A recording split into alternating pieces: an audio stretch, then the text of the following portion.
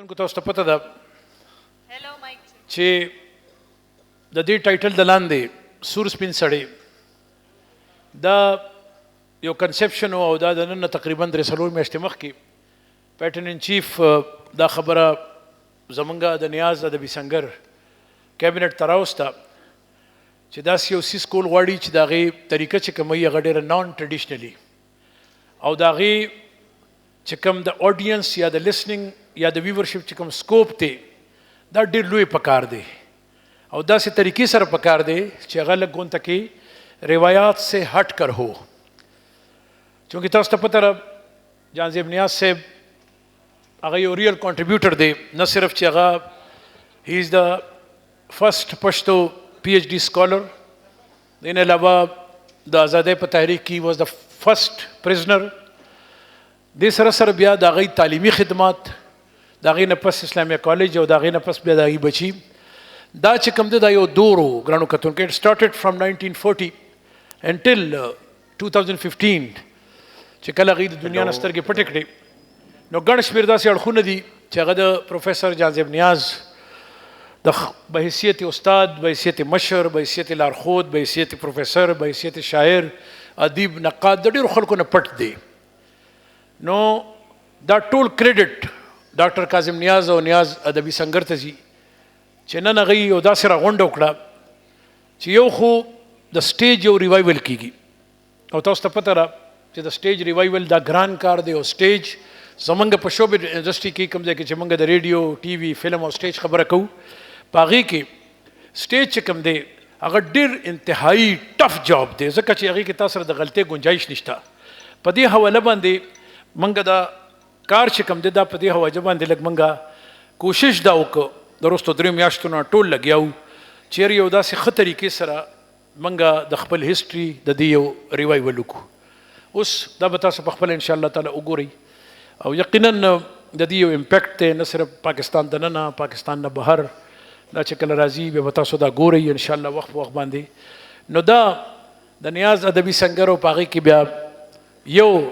چې کوم برانچ دی یا یو چې کوم سیټ اپ دی دیٹ از پرفارمینګ آرټ اینډ کلچر هغه بیا زمونږ د هغې خپل کار دی او هغه پرفارمینګ آرټ کې چې کوم دی دا ډراما دا زمونږ یو ډېر ټاپ ګن ډېر اوچت او ډېر زبردست شخصیت او د ملک نه صرف بین الاقوامي شهرت دی 500 کالو نه هغه شوبز سره خصوصا ټلویزیون سره تړلی دی ډېر محترم نور البشر نوید دا ګران کار هغې آسان کو تقریبا 75 کاله یو شعر غونډول او بیا ټول ملګري هغې کې ډېر کار وکړه نو نن موږ د هغې یو کوشش دی تاسو مخامخ راولو دا وخت زه ګزارش کوم د نیاز ادبي سنګر چیرمن د دې ملک یو ډېر لوی شاعر لیکوال او لوی حواله چې په کومه طریقه باندې هغې د عبدالرحمن بابا شرخې لیکلي دي او په کومه طریقه باندې هغه یو خپل سټینډینګ دی هغه ته زه ګزارش کوم چې هغې راشي او تاسو سره د دې ایونټ په حواله باندې ان جنرل او د نیاز ادبي سنګر په حواله باندې تاسو سره خبرې اترې وکړي ډېر محترم پروفیسر اسیر منگل پرائڈ آف پرفارمنس اعوذ باللہ من الشیطان الرجیم بسم اللہ الرحمن الرحیم گرانو اغلیو خاغلیو السلام علیکم ټولو نه اول زه ستاسو د حد نه سوا مننه کوم چې تاسو د ارواښاد پروفیسر جان زیب نیاز خان نهم تلین په موقع په دومره ګڼ تعداد کې راغلي یې دا مو نه یوازې د دې خاورې یو نابغه روزګار شخصیت سره د مینې او د عقیدت څرګندونه ده بلکې نیاز ادبي سنګر ته یو ډاډ او حوصله هم ورکوي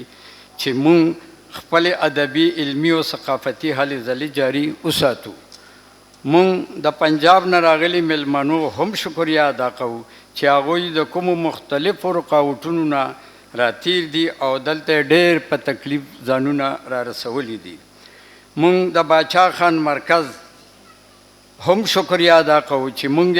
مونږ ته د دې ډرامې دپاره د باچا خان جامې او د هغه وخت د خدای خدمتګارانو نور څیزونه ډېر پرون تندي راکړي دي په دې ډرامه کې به تاسو د پروفیسر جانزیب نیاز خان د ژوند سره متعلق حقیقي څیزونه هم وینئ. نیاز ادبي سنگر د خیبر پښتونخوا د ادب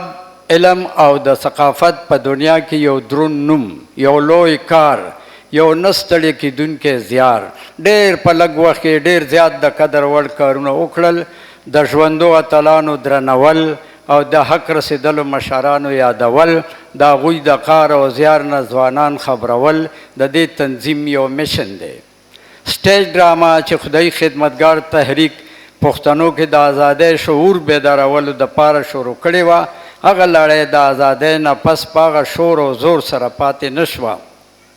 ګنې نو د دې ضرورت په موجوده وخت کې د مخکې نه زیات دی. دغه وجه ده چې موږ دې ګران او اهم کار ته ملا تړلې ده. نوې کول د خپل ماضي او د خپلو مشرانو د کارنامو نه خبرول د ژوندو قومونو فریضه وي. موږ ستاسو ته د ازادۍ د غورځنګ د یو ماشوم مبارز سور سپین سړی د استاد محترم پروفیسر جانزیب نیاز خان د سیاسي، سماجي، ادبي، علمي او د کلتوري هلو ځلو یو هنري داستان وړاندې کولو هڅه کوو چې د لیک ښکلا ورته د پښتو ادب د شعر، د نثر، د صحافت او په تیره د ډرامې د میدان یو ستر نوم ښاغلي نورالبشر نوید صاحب ورکړې ده چې مرسته ورته جمشید علي خان، فهمید خان، فیاض خان خیشکې، ډي جي عبدالصمد خان، ماسټر علي حیدر او د هغوی ملګرو ترلاسه ده. زه د دې ښاغلیو او په دې ډرامه کې د نورو کارکوونکو فنکارانو لکه شازما حلیم، زاهده تنها، صمد شاد، سید رحمان شنو، عابد ګمریانې، نیک محمد، توحید خان او د هغوی ملګرو د زړه د تل نه مننه کوم.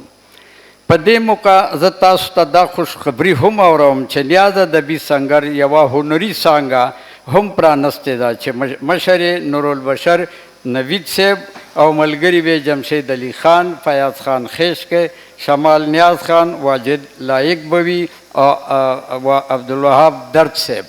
دا به د هغوی ملګري وي او دوی به موږ ته په مختلفو موضوعاتو مختلفې ډرامې وړاندې کوي. دا ډرامه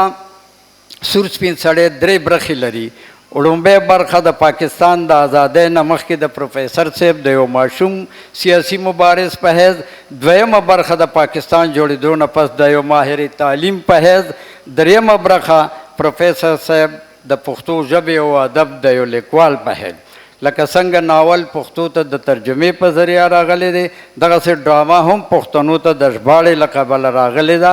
دا یوه هندي د سټیج ډرامه اندر سبا وه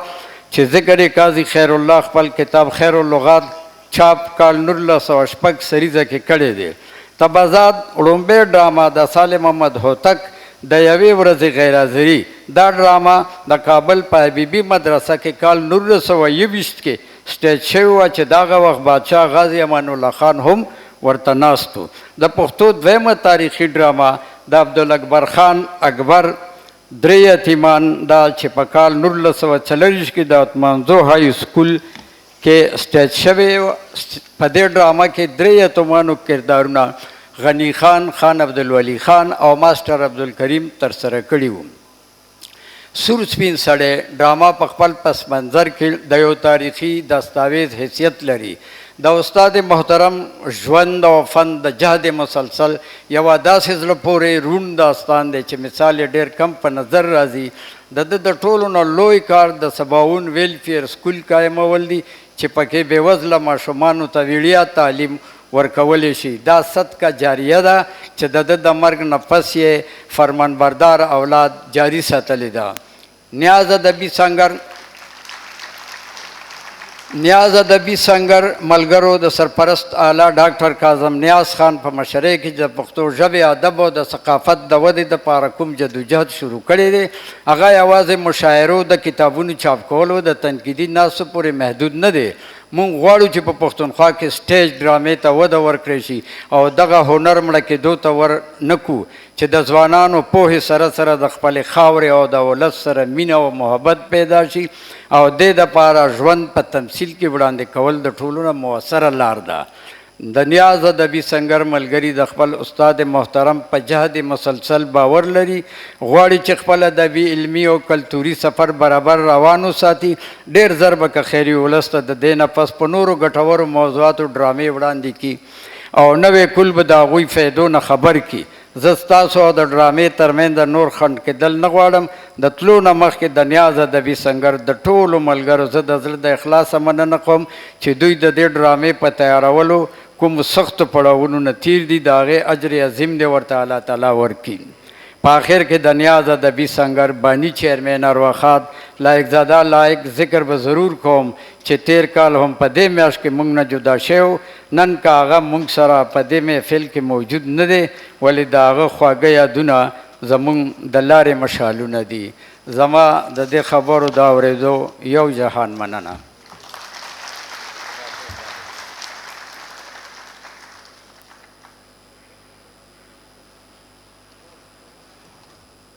ډېره مهرباني د یونیبل چیرمین نیاز ادبي سنګر. لوخه مې ویمه یو چټ ورته مخې ته ږدم، خو چې بیا مې سوچ وکړم یاره داسې یو هفته وشله پروبیشن پیریډ کې مې چې ته نن ډیټ کې ټرمینیټ نشم، نو ځکه مې هغه کار ونه کړ، ګینې چټ مې ورکوي چې خبره اوږده شوه. ښه جي اوس په جي لږ راشو. دا یو څو خبرې دي، دا پروټوکول دی او څه چې موږ یې زده کړي دي. چونکې دا سټیج ډرامه ده، نو سټیج ډرامه ډېره زیاته سینسیټیو ډرامه یو آرټسټان چې کوم دی نو هغه یې ستاسو په خدمت کې جي نیاز ادبي سنګر وړاندې کوي سور سپین سړی.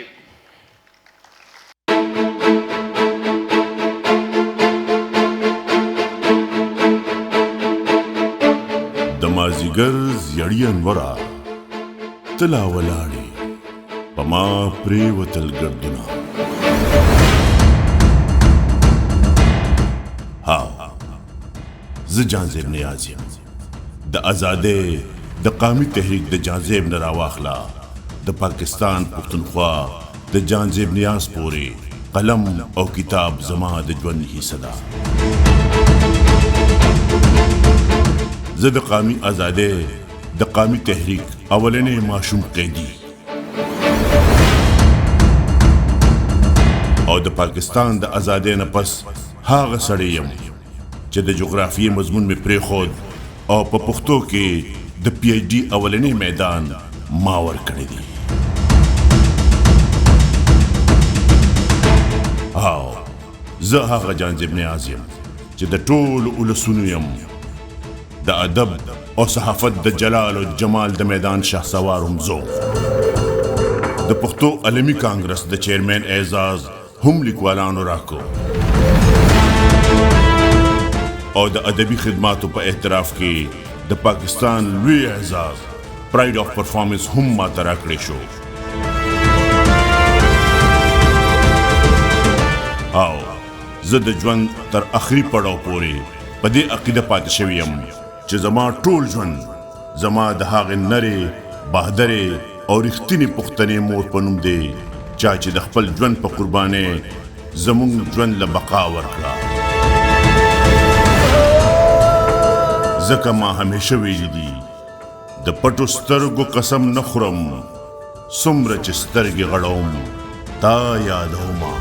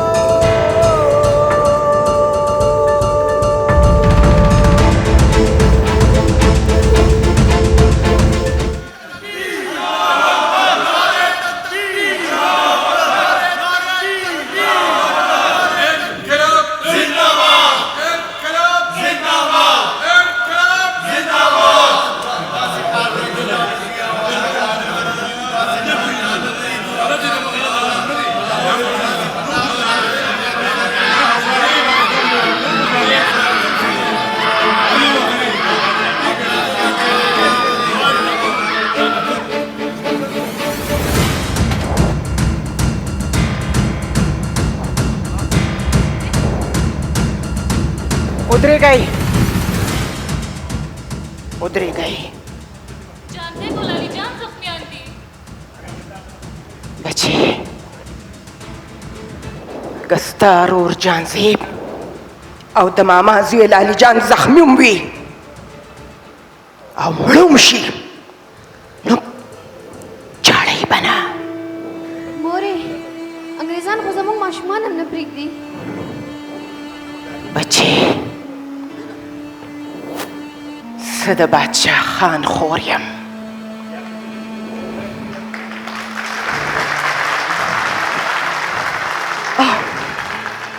د جان صاحب وینه زما د کور قرباني ده، قرباني.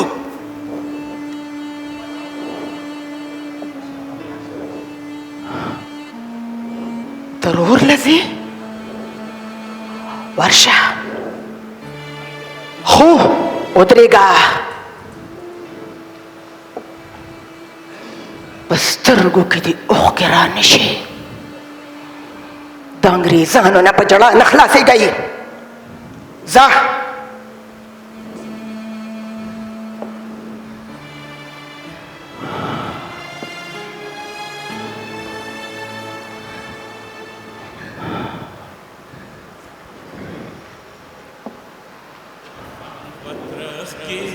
दस्याले मैदान लसमा कफन पत्रख की दस्याले मैदान लसमा मरगी अमरा सदर जमा मरगी अमरा सदर जमा सरपतली की दल्ला दरबार लसमा सरपतली की दाला दरबार लसमा मरगी अमरा सदर जमा मरगी अमरा सदर जमा मरगी अमरा सदर जमा मरगी अमरा सदर जमा.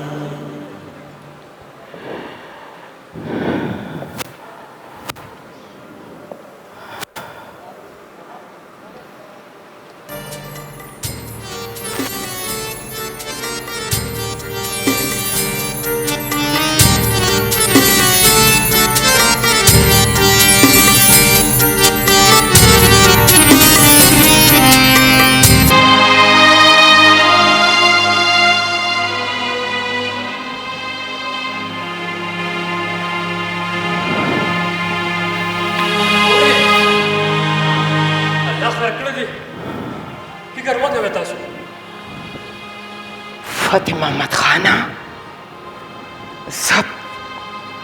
زه په حوصله یم. تاسو ځانونه کلک کئ. د جان صاحب وینه زما د کور صدقه ده، صدقه. د جان صاحب عمر ته وګوره او داسې کارونو ته. یو فدا محمد خان خو مو د باچا خان تحریک له ورکړی دی که نه؟ فتح محمد خانه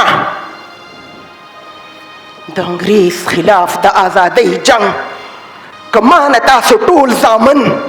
او درې واړه لوڼه مو غواړي نو زار قربان.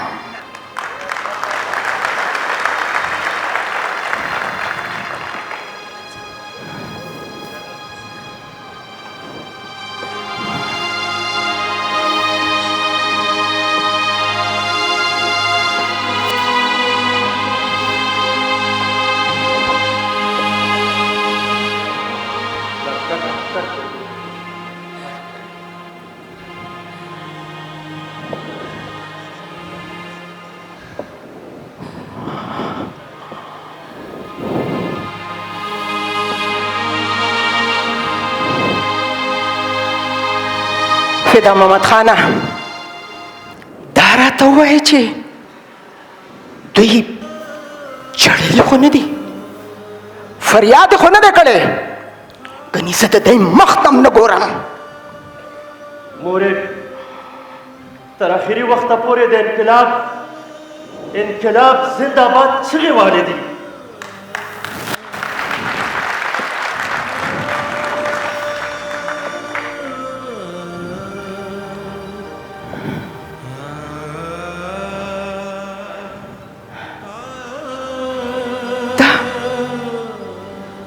دا ستا ولې پټې دي؟ پاسئ پاسئ. مورې د کلي ټولو میندو خویندو ورته په ژړا ځان مړ کړو.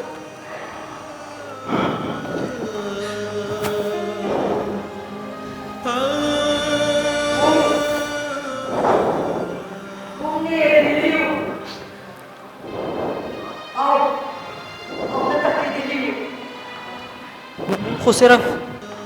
دا چغې والې چې انقلاب زنده باد. مورې جان زیب او لالي د سکول پیکټینګ پروګرام ډېر پرامن طریقې سره شروع کړی و. څنګه چې باچا خان ویلي چې د انګریزانو سکولونه بند کړي، خو شرپسندو دغه پرامن تحریک په جنګ او فساد کې بدل کړو. ګلدادا موږ خپل هیډ ماسټر صاحب فقیر چند ته هم ویلي چې دا وړاندې چارو کې سکول ته راځي. چې کوم استاد به هلکان موږ سره کلاسونو ته نه پرېښودل، نو فقیر چند هیډ ماسټر صاحب به وي چې تاسو کې کامولي نشته. مورې باچا خان د سکول پیکټینګ پر تحریک د پښتنو دپاره کولو، خو ذهني غلامان په دې نه پوهېږي. جان صاحب او لالي د ماما منلي دي، ځکه پې انګریز تشدد کړی دی.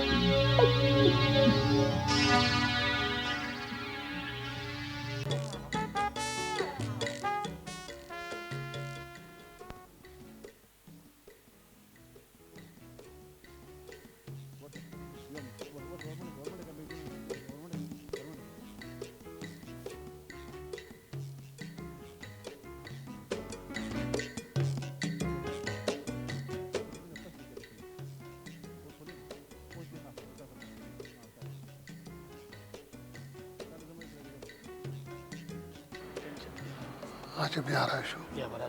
दोबारा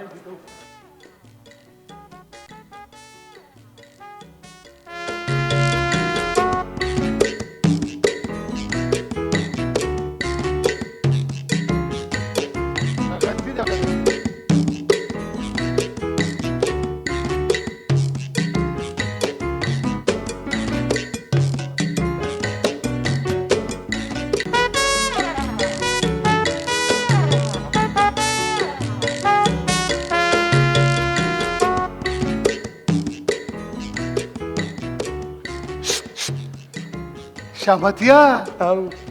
زماده دی خو زور خو دی وکړو ها زور خو منی کنه د مشر نواله تر کشر پورې به د ټول د جیل تمبو شاته کا ولی نشته څوک وایه څه شامتیا ووایم که خدایي خدمتګاران خبر شو کنه چې موږ د انګریزانو جاسوسان یو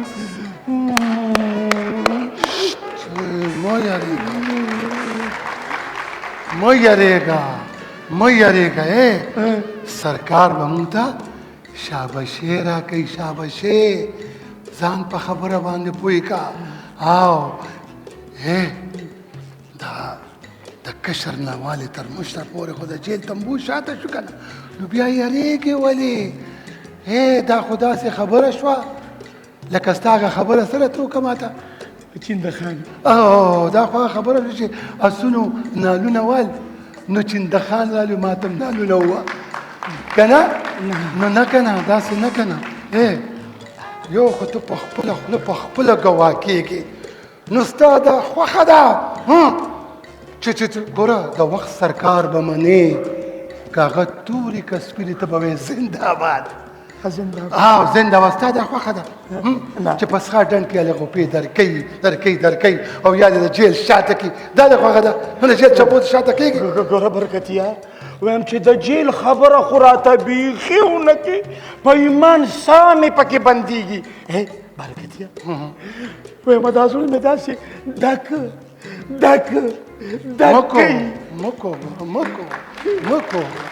مکو یریږه ما تا د سرکار خواږه نه دي لیدلي اوس خو دې په خپلو سترګو ولیدو که نه دا یو نو دا د باچا خان زوی و او د ورکوټی نو دا یې خوری و خو یاد ساته هغه ډولکي مار هغه ډولکي مار ته دې خیال لکه ستا پکې سیمه ده هلکه دا خبره خو ډیوټي وکړه چې دا ډولکي مار پکې لا دا کم باغ مولی و هلکه ستا سیمه ده د مولی خبره دې وکړه دا خبره خو ټیک ده خو لیکنې د خدای خاطر وکړه دا ما او تا چې څه کوو که نه نو ګوره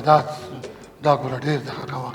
هسې برکتیا وایم دا وړوکي خان ډېر زیات کلک نو ما وی دی به د یو ګزار سره وای بیبي وای دادا خو لالی جان به وی انقلاب او جانزیب خان به وی زنده‌باد دا خبره صحیح ده زنده کینه ما بیا به ډېر پاتې راشو په خیر تاسو زنده‌باد موجوده سرکار زنده‌باد تاسو یادو صاحب تاسو زنده‌باد یاره دا راته ووایه جینې څه نوې تازه خبر هغه سردریاب څه وایي نه چې دا سردریاب کړش نه کوي چې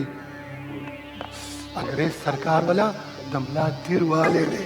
اوس به ټولو وړو خانانو ته د کورکمان ټکور ورکوي دا ډنډه نه ده صبر کشه زه خو حیران یم چې دې د زخمیانو نه خو دې خلکو څه بل څه جوړ کړ واړه زاړه ښځې نر دواړه به راتلل او دواړه خلک به یې په جیل په یو مخ کولل او په بل مخ به یې ښکلل زه خو وایم دا د ډنډو کار نه دي ماشینان غواړي چې سمې پرې پکې وباسي وایم د دې ډنډې نه زار شم تراکه چې زم له مکو ته به ډېر دغه ښکاري خوله به دې خوږ شي وایم د دې ډنډو نه زیاده دې ګوره خبرې د ټوپک نه زیات ګزارې ګوره د ټوپک نه زیات خبرې وایم لکه زما لکه څنګه چې ټوپک دی که نه نو د هغې لیسنس هم نشته داسې کوتک دی را سره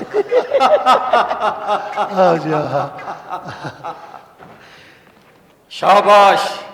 همدغه شان جی د برطانیې د وفادۍ زور به وګورې جی دا واخله تاسو انعام خبره ما ته د دې ټولې علاقې رپورټ زر تر زر پکار دی بالکل جی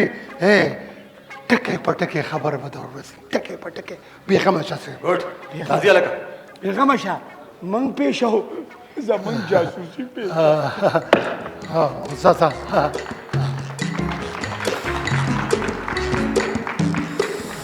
والا دا د انګریز سرکار ته وفادارۍ اجر دې واخله دا یې اجر دې والا وای وایم چې په دې لفافه کې دا خړ شنه لوټونه وي زه یم چې یو چورلټ مې ورته تاو کړي همدغه نوټونو خو ستا دا حال کو که نه خبره دا دې کار دی د ظالم ماله ګوټی د شملو ګوټ دی ګوټی د نړۍ نه وړاندې تېرېږي وایم په دې کې زمان قربان شم سرکاره ستا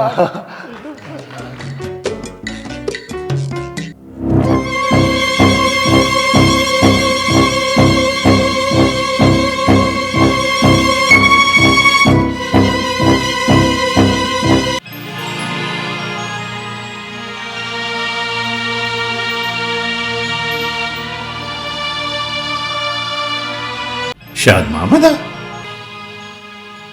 دا زه چې د عدم تشدد خبره کوم نو دا دې دپاره چې تاسو په دې خبره باندې ځان پوه کړئ انګریزان خو دا غواړي چې خودي خدمتګاران دې موږ سره جنګ له روزي هغې خو د ډز دپاره بانې ګوري ماما جانځې ما به ټولو خبرو پوه کړی دی خو هلک دی وینه ګرمه ده وینه یې ګرمه ده نو څه به وکړي تاسو سره نور دي څه اول خو ځان په دې پوه کړئ چې دا جنګ په څه کوو او د څه دپاره یې کوو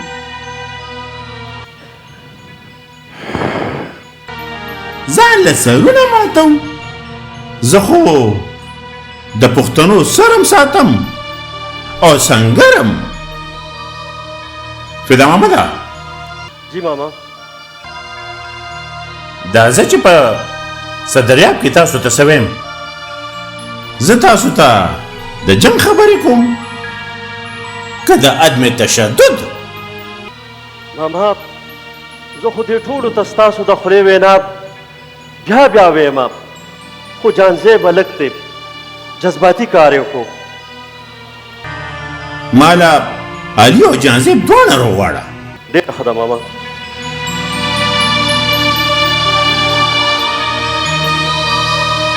ماما راځئ دننه به کښېنئ نه کښېنم شاد محمده ته څنګه د کور مشر یې کم مشر چې د خپل کشر نه نه خبر چې دې څه کوي نو دې به سبا د قام څه مشري وکړي غویان خو چې هم غوبل کوي نو په ځان پسې جامبړه راکاږي تاسو یو جانځیب نشئ پوهولی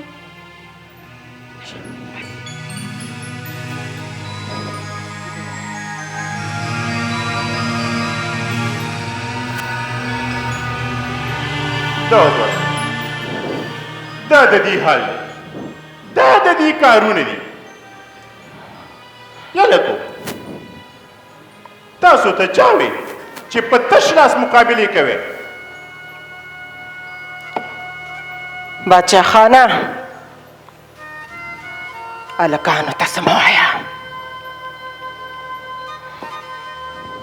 زه ستا مشره خور یم خو بیا هم درته باچا خان ویم ځکه چې تاله قام مشري درکړې ده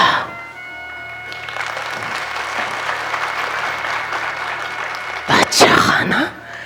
ته د قام مشر یې نو د قام مشر یو څه وایي او کشران یې بل څه کوي زه وایم عدم تشدد او دوی د تشدد لاره خپله کړه باچا خانه ته د دوی خبره خو هم واوره که نه بیا فیصله وکړه هلکو لالي جان بابا ته د کیسو تېره کړه چې سکول بند و په دغه یو ورځ د انګریز ایجنټانو زموږ په جلوس کې روانکاري شامل کړل باچا خانه دې پښتنو له فیصله وکړه زه دا هلکان د جنکو په شان کور کښېنوم ما خو خدایي خدمتګارۍ تحریک له فدا محمد خان درکړی دی دا خو لا جانځیب دی زما درې واړه لوڼه هم په وطن قربان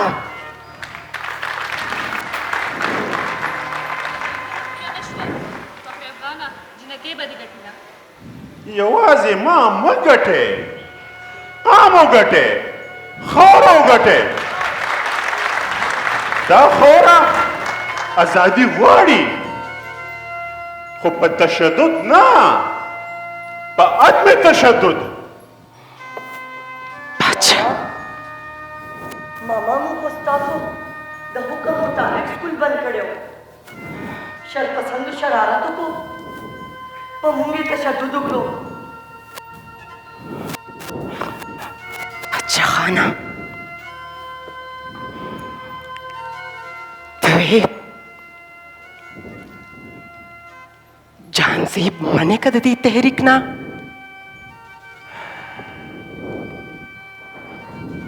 ما خو تاله فدا محمد خان در کړی دی د وطن په ازادۍ زما هر څه قربان که ته وې چې جانزیب منې کا زه داسې نشم کولی داسې زه په ماشومان او جنگونه نه کوم جانزیب سبق ته پرېږده بادشاه خانه زه خو یو ځلې د برهان خان نه سرتوره شوې یم خو د پښتو په څادر کې پټه یم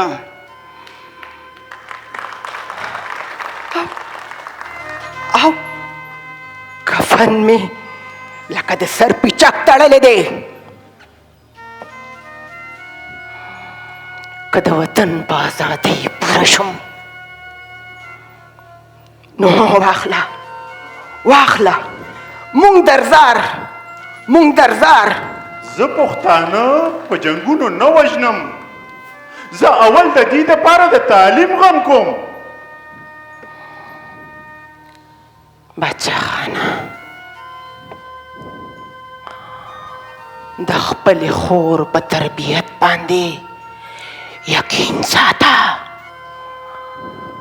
دوی به سبق هم وایي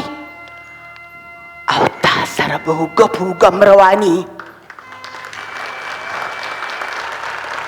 بادشاه خانه ځکه چې جنګ په کور راشي نو بیا وړوکی او لوی ته نه ګوري چې اور ولګي نو ټول څیز یې هم لنده او هم وچ زما فلسفه د عدم تشدد ده عدم تشدد خپل کې د تشدد لمنه پرېږدې مورې تاسو د ماما خبره واورئ خیر دی لږه حوصله وکړئ فدا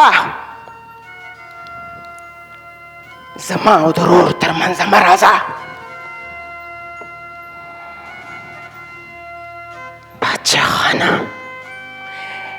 زه نن ستا نه دا تپوس کوم چې داسې ولې وشو دا تپوس تا نه څوک نشي کولی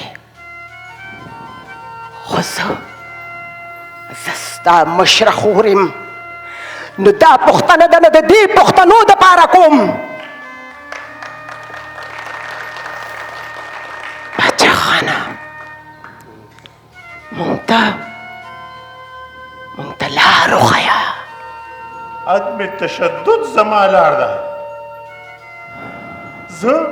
زه تشدد نه خورول غواړم زه پښتنو له تعلیم ورکول غواړم چې پښتانه په تور او سپین پوه شي نو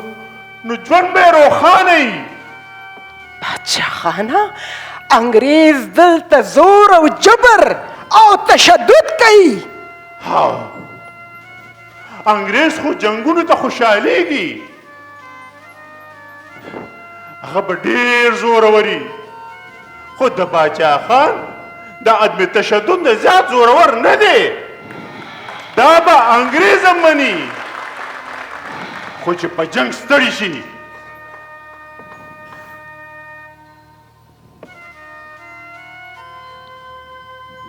باچا خانه زما په خبرو خفه نشي ته د قام مشر یې خو زه هم یو مور یم زما چې څه په زړه وو هغه مې تا ته ووایي ته خفه نشې خفه نشې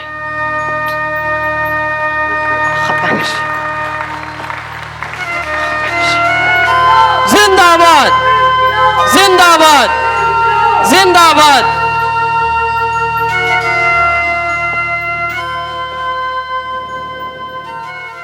मामा जी तासो जमा द मोर पे खबरों में खफा की गई। तासो तो चा गलत खबर दर करे दे। तासो लच सरदरियाब ता जरगदर गलेवा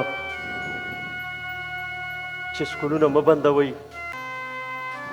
और तासो वर्त वीडियो च दाखुज़ तासो रातलुन के नस्ल द अंग्रेज द गुलामैना खलासूल गाड़म तासो दगा पैगाम बांधे ठूल पुख्तान पेश हुई ज़कत सरनन उगा पोगा वलार दी। मामा जी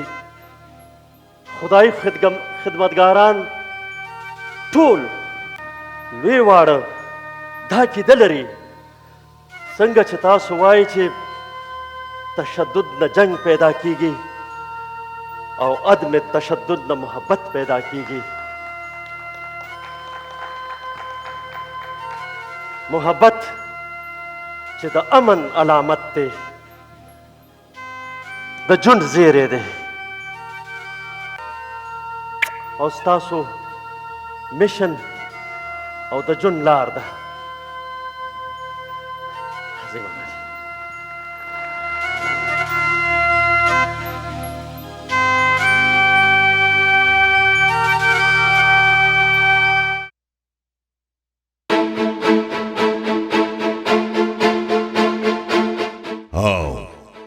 बाज द जालिन अब्बास पासी नंग द नंग वलाड़ीगी संगर पसर तो दीगी आजादी प कुर्बाने गठलिशी द दे खौर पुख्तनो उलसुनो द तारीखी दुश्मन द असुनो द स्वरो दुड़िया हम पजान न द प्रेखे द गुलामे पमखी तुकली दी जानजेब नियाज चे लामाशुमो द कामी आजादे द तहरीक कम उम्र कैदी शो नरे पुख्तने मोर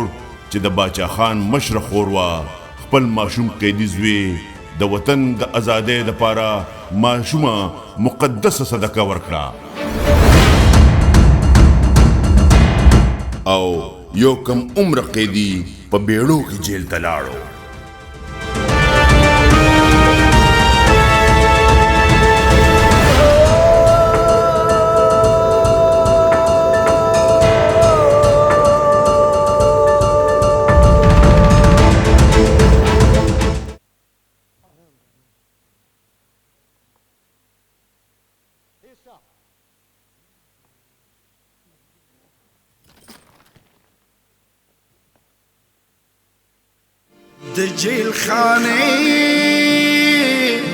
जेल खाने दीवाल प्रेउजी खैस्ता ज़ुल्मी दे बंदीवान सातली दीना द जेल खाने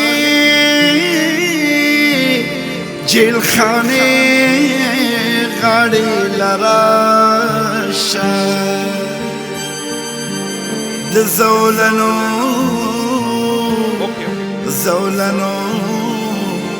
बमिश्रंगा श्रंगा और मीना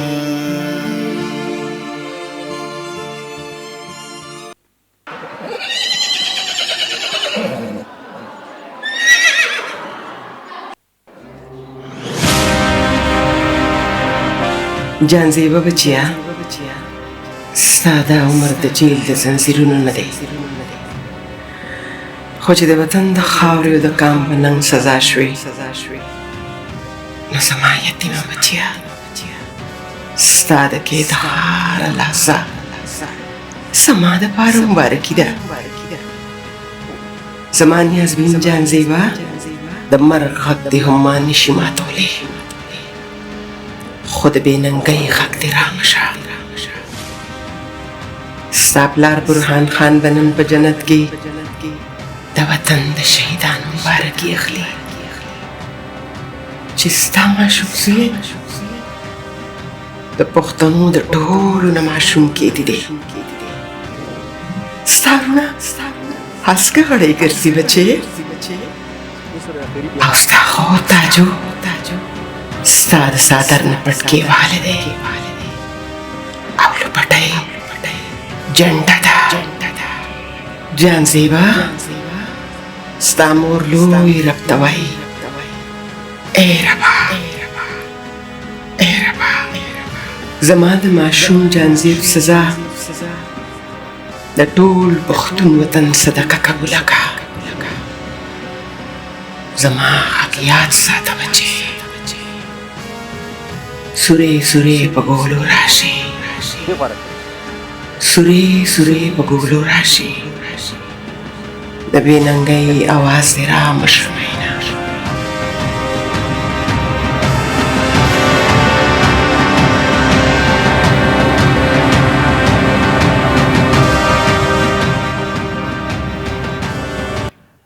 आजादी आजादी हर څوک आजादी غواړي او غم بیا د انګريز نه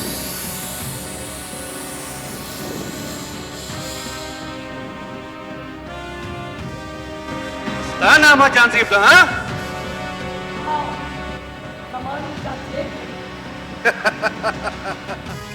د ده نوم جانزیب دی دې عمر ته دې وګوره او دې کارونو ته دې وګوره ماشوم سړی خپل تعلیم کوه تعلیمه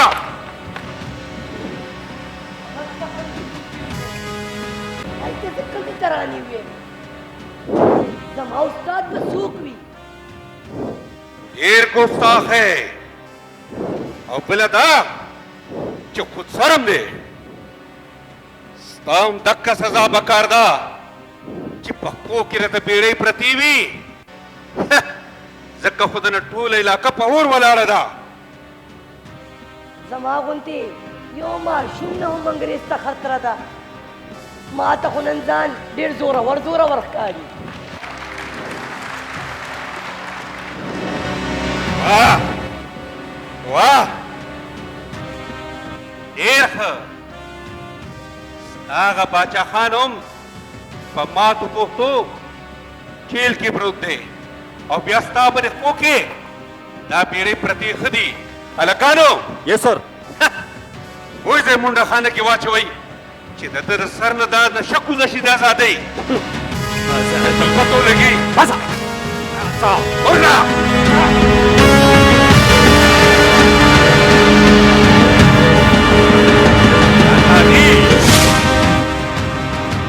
आजादी तुमरा पासान न मिलावेगी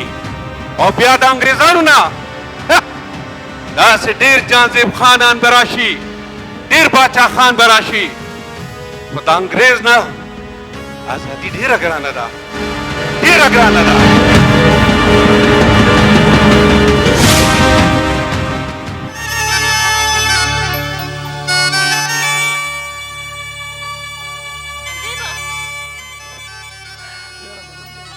जानज़ेबा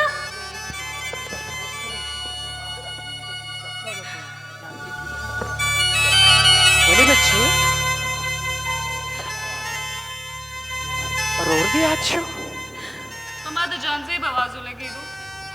मारे कुरूर में रह बच्चे द अंग्रेज द जेल खाने के दुमरा आसान न दे चेस्ता रोर लाड़ो अवसर बराशी जानज़ेबा सुमरा मुदकेब की भी बच्चे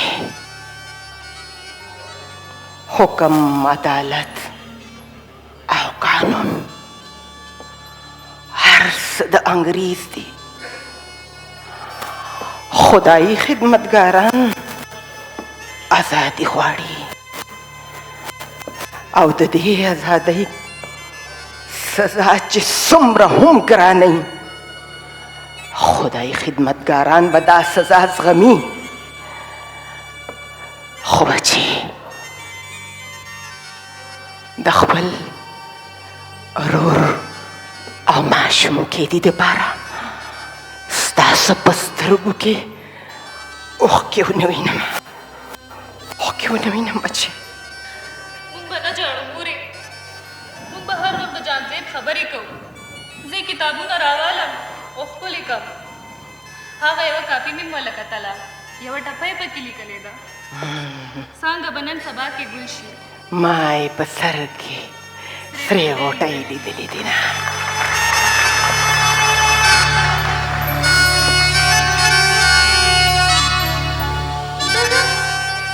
تاسو به جانزیب ملاقات له کله ځئ؟ موږ هم در سره ځو. زه به هله خوږې روټۍ پخوم. बिल्कुल बिल्कुल तो दस यूँ कि द जानजेब सादर जामे और किताबों ने रागुन का इंशाल्लाह सूरत की बहुत गुल दादा मुंबई दर से जमा जानजेब देर ज़्यादा अच्छा करे देर अच्छा देर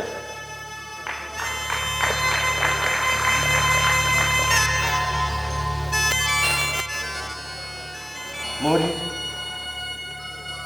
मोरी दासु तुम लगे छे जानजेब देर यादेगी फिदा د جانزیب عمر د جیل خانې نه ده بچې، خو چې کله د خدایي خدمتګارانو د کور زنانه راځي او ماله مبارکي راکوي نو ما ته ځان ډېر خوش قسمته مور ښکاري.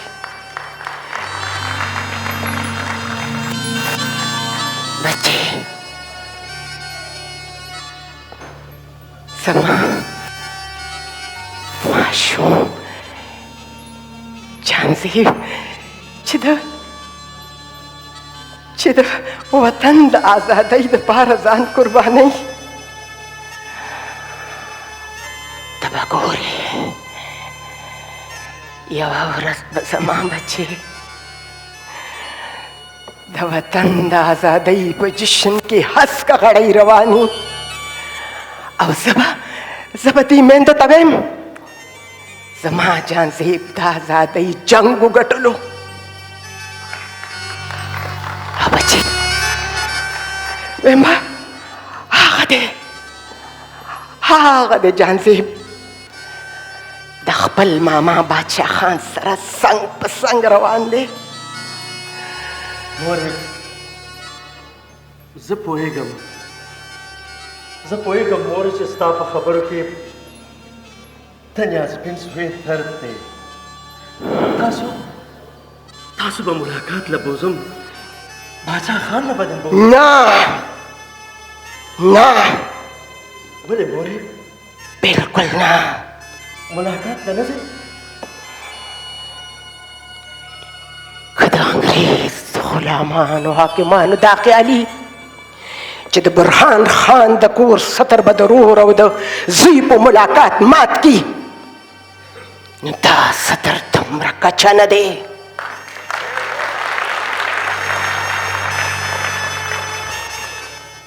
او که زمونږ د تاریخي دښمنانو حاکمانو دا خیالي چې د بادشاه خان د کور په څادر به خپې کېدي نو دا پړونې او څادر دومره سپک نه دی دومره سپک. مورې موږ په تاسو فخر کوو چې خپل اولادونه دې د دې وطن ازادۍ له ورکړي دي. فدا ما خو خپلې سپینې سڼې د غلامۍ په ورځو کې هم پټې ساتلې دي.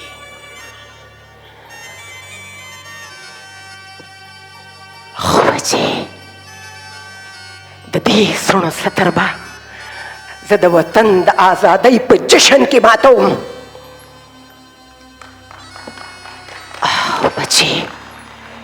که مړوم نو زما او د پلار قبر له به زیرې ضرور راوړې مورې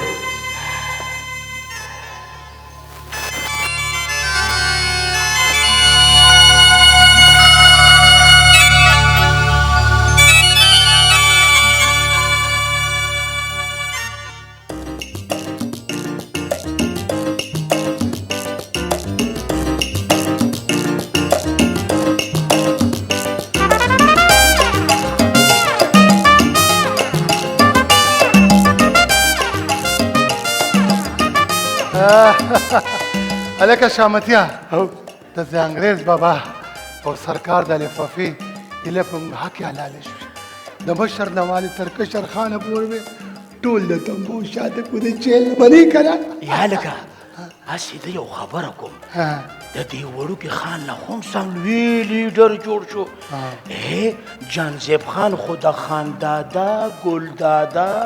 د خدایي خدمتګارانو جرنیلانو کپتانانو نو په لوی جلوس کې جیل ته لاړ زه حق حیران کړم جانزیب ته به د مور د لاس پراټې یاد شي خو چې دی د جیل د چپاتی او پیتی وخوري که نه نو بیا به درته یادېږي چې واقعي کله به دی که نه همداسې چل دی که نه دا ورپسې یوه بله بګتۍ جوړه کړې وه ګنې د خولې په ځای په دا خېټه وام بګتۍ نه سرکار غټې د انګریز غټې لفافې ویا کلام ویا دا د غټې لفافې کلام دی ارشاد او د ارشاد پکې سویم مطلب مې دا چې ویم نو واوره کلام داسې دی چې ما به درته ویل چې مکنه نو تا به ویل چې جانزیب یم نکنه او اوس د جیل پیتی او چپاتی خوره زنځیرونو کې تا چې باچا خان ته ویلې خکنه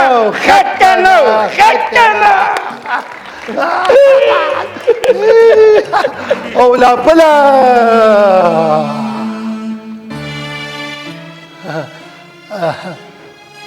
په خیر کپتان صاحب ټیک واشه کنه کپتان صاحب وړوکی خانم مبارک شه کېدي خو خان یو خبره ته کوم ولې وړوکی خان مې داسې زړه ضعیف و ته مه ژاړه بد ښکاري ای منافقه د خپل قام سره غداري کوې د انګریزانو تالي سټو تاسو نه خو وړوکی جانزیب ښه دی سبا به په تاریخ کې د هغه نوم د ازادۍ د ماشوم قیدي او تاسو په غلام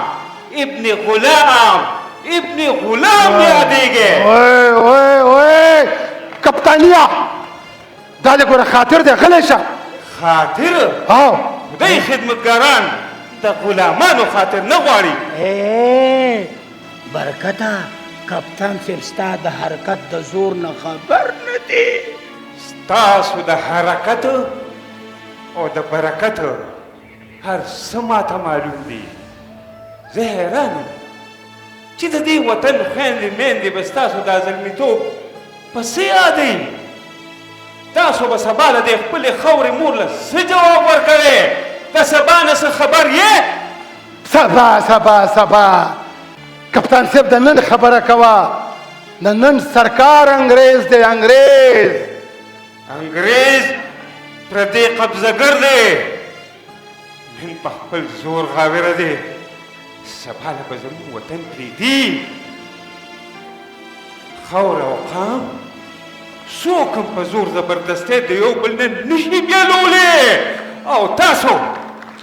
ستاسو غوندې خلک به سبا له مختورن ولاړي ځان پېښه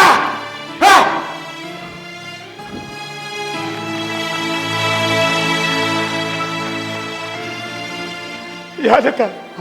خبره وره برکتیا زما خو سر اور واخیسته وایم زه خو د دې سړي خبرو ډېر زیات زه د نه لاړم مه یارېږه کوم خوا دې ستا پلار هم نشي تللی ما سره شریک یې ودرېږه دلته زه د نه لاړم یارېږه مه کلې د دې کپتان باندې سبا قبر هم نه معلومه قبر چې قبر یې کوم ځای کې دی او ستا او زما به جایدادونه دولتونه کورکورې مربي وبه یې وینې په خپلو سترګو دی د مړه کفن او وطن پسې ګرځي او مونږ به سرکار ته څه وایو چې زما د خدای دپاره یاره که په بازار به خرڅوي در سره ځمه زه تا سره ځمه نو ولې ته به نه ځې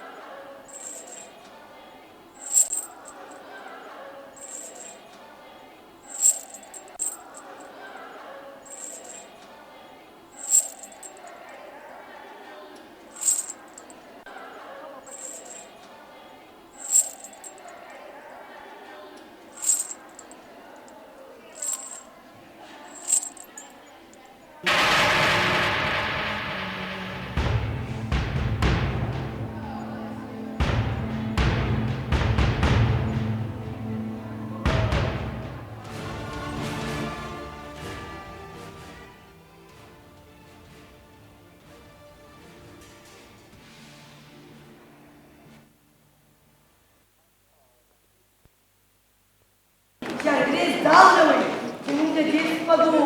رګو او اوچې چپاکونه ویلي څنګه ولي موږ د باچا خان بیان چې ماشوم جان زه په وطن لومړنۍ کوي نو موږ په سر کې وایو چې موږ د خان آزاد شاه موږ پتا قربان شاه غاړه تازه کوونکی خان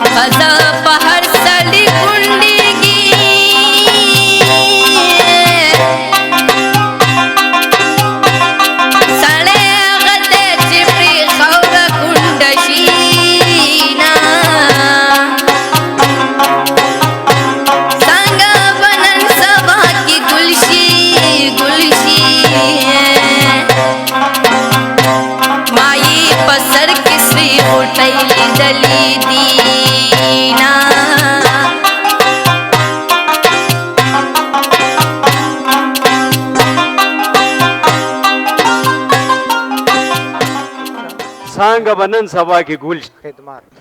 نه دا راته ووایې چې تاسو ما دلته مېلسونو له راوستې دا چېرته مېلس خانه ده پسه پسه ولې دا هم د قانون خلاف ورزي ده څه بکواس پر سره نه کې ګورې غني بیا به درته بیړۍ واچوم او په چکې کې به دې بند کړم نن هر څه کولی شي سبا به دا دا خاوره هر څه زموږ وي هر څه زموږ وي اوس به درته پته لګي راځه دا لږه مخکې کړه مخکې کړه شابه